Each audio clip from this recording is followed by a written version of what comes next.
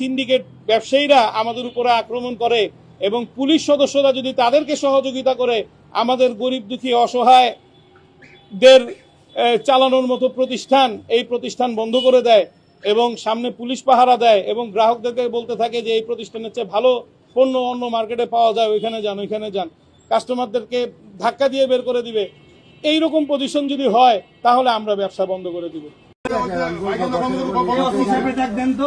ডাক দেন একটা ফাইজলামি বাইতেন নিয়ে ব্যবসা করতে গিয়ে আপনাদের তেল দিতে নিতে তো নিয়ে মার্কেটে ইয়ে হয়ে গেছে। দুষ্টামি ফাইজলামি করতে বসেন, ব্যবসা করতে বসেন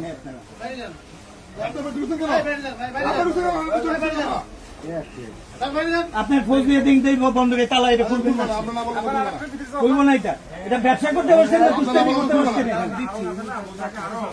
একটা মালে আপনার দোকান মালিক সমিতি আছে, একজন প্রেসিডেন্ট, কোনো আপনার অনুমতি নেন না, কোন রকমের আপনার আইন কানুন মানেন না, কারোর সাথে আলাপ করেন না। নাসির বাইরে আগে একটা ইয়া দিয়ে গেছে, এক একদিন এক একটা ইয়া পারলে যদি দেন ওই রাস্তায় দ্বারা এমনি মানুষের রিলিফ দিয়ে দেন।